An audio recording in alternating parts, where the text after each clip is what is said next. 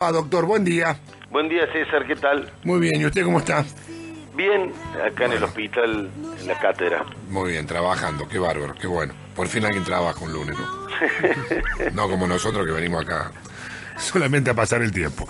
Bueno, Doc, yo te pregunté temprano esta mañana porque me parecía importante conocer tu opinión, que seguramente será abarcativa, no solamente el tema puntual del aborto, sino el por qué ahora hay tantas cosas, ¿no? Porque el aborto es un tema que atraviesa absolutamente a todos y todo desde varios puntos de vista.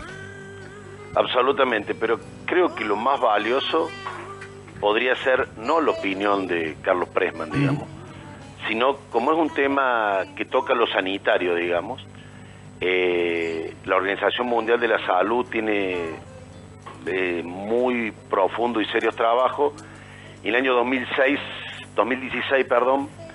la revista The Lancet, que quizá dentro del ámbito de las ciencias médicas sea una de las más prestigiosas, publicó un trabajo sobre 182 países, sobre el cual vamos a tocarlo a este tema desde la rigurosidad que tratamos de lograr en lo que ya los oyentes conocen, que es la medicina basada en la evidencia. Pero antes de entrar a este tema puntual, que sería como más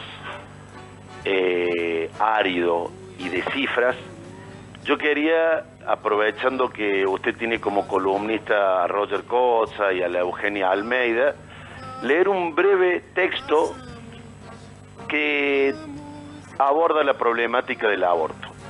¿Usted está dispuesto a escucharlo? Sí, claro, por supuesto. Che, es urgente. Una mujer joven, ¿tenés una cama? Pasaron 20 años de aquella pregunta que significó el fin de mi trabajo en la terapia intensiva del Clínicas. El cerebro se va habitando con los recuerdos de los pacientes atendidos. Algunas imágenes se incrustan para toda la vida y otras siguen lo efímero de la rutina. El primer enfermo que fallece jamás se olvida. Estaba recién recibido haciendo la especialidad de clínica médica. Fue un albañil joven que murió por una neumonía, no recuerdo su nombre ni edad. La imagen de su esposa, con los 3 niños, alejándose por el pasillo del hospital, regresa a mi memoria con el primer frío intenso, cada invierno. Sucedió hace 3 décadas. Habíamos hecho todo lo que indicaba la academia, desde los antibióticos hasta el respirador, pero había llegado demasiado tarde a la consulta hospitalaria. Hoy en clases repito como un rezo laico que la buena atención médica es a tiempo, con tiempo y en el tiempo. Después de la especialidad en clínica ingresé a la terapia intensiva, el lugar donde el médico se siente lo más parecido a Dios. Cada vez que entraba de guardia por 24 horas, escribí en el pizarrón: puedo atender los pacientes más graves esta noche. Ejercí esa especialidad durante 10 años, conviviendo entre la vida y la muerte, convencido de haberlo visto todo. Estaba curtido, una sensibilidad templada en agonías y cuerpos inertes, como los funebreros que no lloran en los entierros. Cuando el colega de la guardia me preguntó por la cama, le dije que sí, que me quedaba una. Ingresamos una mujer de 23 años, en coma por un cuadro infeccioso que requirió múltiples antibióticos, drogas para mantener la actividad cardiovascular y hasta el uso del respirador. Salí a hablar con el marido para poder hacer el diagnóstico causal en un cuadro de semejante gravedad, más en una mujer tan joven. Habrán sido las 2 de la madrugada, me encontré con un hombre delgado, con rasgos de abatimiento, tenía un bebé en los brazos y lo rodeaban 5 niños. Así me relató escueto. Me dijeron que mi amor fue a la abortera. Se detuvo un instante, miró en derredor a sus hijos y concluyó: imagínese, doctor. Y vivimos de juntar diarios. La imagen era la postal de la pobreza invisible. Por otros casos sabíamos de los abortos clandestinos, hechos con agujas de tejer, sin ninguna norma de asepsia. La mujer, el amor de su marido, falleció a las pocas horas. Dicen que la palabra amor viene de a sin y mor, muerte. Pensé en la casilla donde dormiría esa familia, atiborrada de periódicos viejos. Lo habrían usado para encender el fuego, para abrigarse bajo la ropa, para la higiene del baño, los usos de la necesidad que no son la lectura. Vivir a diario. A la mañana siguiente, para regresar al mundo civil, me crucé al bar, frente del hospital, a repetir el ritual de desayunar un café con leche, 2 medialunas y las noticias. Titulaba el diario: Argentina no logra bajar la cantidad de abortos. La Organización Mundial de la Salud analizó los datos de 184 países. El trabajo fue publicado en la revista The Lancet. Las leyes restrictivas no limitan el número. 1 de cada 3 embarazos, 32%, terminaron en aborto. Argentina mantiene estables sus cifras desde hace 30 años. El aborto es la principal causa de muerte materna en el país, donde se practican 500.000 abortos ilegales anualmente, que terminan con 80.000 internaciones y 100 mujeres muertas. La campaña nacional por el derecho al aborto legal, seguro y gratuito, formada por más de 300 organizaciones de la sociedad civil, presentó un proyecto de ley. Se debatió en las comisiones de salud, familia y penal, pero nunca llegó al recinto. Cerré el diario, la indignación me perdura hasta hoy. Bueno, me parecía interesante... Muy bueno, Doc, muy emotivo. Me parecía interesante poder poner algo testimonial, porque uno lee habitualmente las noticias de lo que sucede en salud y uno las encuentra o te atraviesan en la práctica del hospital. Cuando viene el frío y no hay vacunas y dicen que aumentó la mortalidad por neumonía, nosotros vemos el hospital sin cama para recibir ese tipo de pacientes y vemos pacientes muertos por neumonía. Quería comenzar esto para decir que para poder hablar de aborto hay que primero sacarse todos los prejuicios que giran alrededor de la palabra. Uno dice aborto por radio y ya se empieza a erizar la piel de distintas opiniones, circunstancias, prejuicios, vivencias. Entonces me parece interesante en esta columna poder poner de manera clara y precisa cuáles son las cifras de lo que sucede en términos sanitarios, despejando lo ideológico, lo político, lo legislativo, las leyes. Y vuelvo sobre estas cifras. El trabajo más riguroso que se hizo fue el que hizo la OMS con un instituto que se llama Gutenberg y que publicaron el trabajo en el año 2016 en la revista The Lancet. Hago esta referencia para quienes quieran chequear esta información. La revista The Lancet, como decíamos, es una de las más prestigiosas en el ámbito de las ciencias médicas, es una revista inglesa. Hay sobre 184 países fueron estudiados los abortos a lo largo de casi 25 años, desde 1990 hasta el 2014. Las cifras que surgen de ese estudio es que Argentina, como decíamos, mantiene estables las cifras en los últimos 30 años. En Argentina se hacen 500.000, medio millón de abortos ilegales por año. 80.000 terminan en internaciones, como la que les contaba, que una fue en el clínica, y 100 mujeres mueren por año por abortos ilegales. 100 mujeres.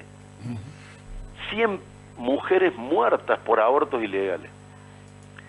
En los países donde es legal el aborto, 0 mortalidad por aborto. 0. ¿Por qué? Porque los protocolos médicos y con el avance de la ciencia y la tecnología, realizar un aborto de manera segura en un sector público y con las pautas sanitarias que corresponden, no muere ninguna mujer. Pero lo más importante para significar, más allá de que estamos hablando de vida y muerte, por eso uno leía algunos artículos donde se decía ni una menos muerta por aborto. O sea, no, ni una menos muerta por aborto clandestino. Vuelvo sobre la cifra. Argentina, la principal causa de mortalidad materna, y estamos hablando de mujeres jóvenes en edad fértil, es el aborto clandestino. 100 mujeres muertas, 80.000 internaciones. Y una de cada 3 se hace el aborto.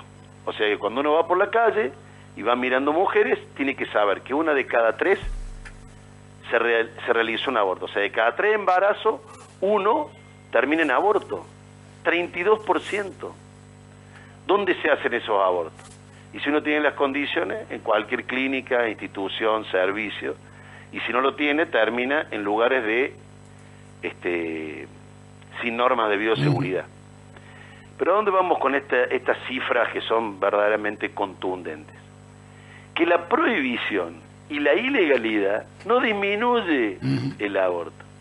La cantidad de abortos que se realizan en Latinoamérica, en Europa y en el mundo son mucho menores en aquellos países donde tienen educación sexual, acceso a los anticonceptivos, incluso los anticonceptivos de urgencia, como es el uso del misoprostol, y el aborto es legal. O sea que cuando uno educa sexualmente, le provee de manera gratuita los anticonceptivos, y el aborto es legal, baja el aborto. Cae la cantidad de abortos, pero cae de una manera estrepitosa.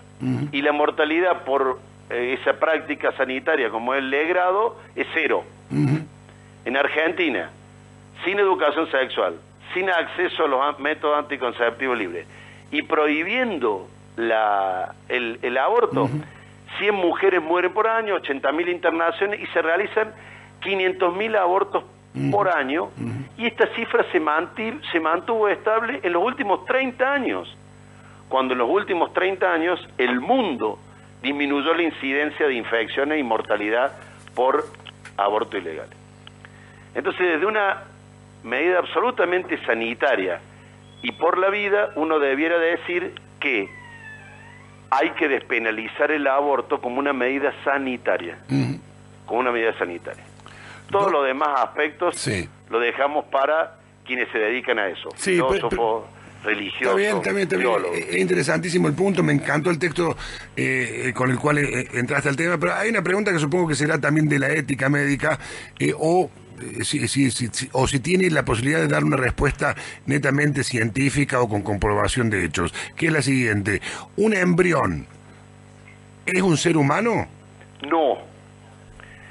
Yo te voy a poner un ejemplo que a mí me fue de mucha utilidad.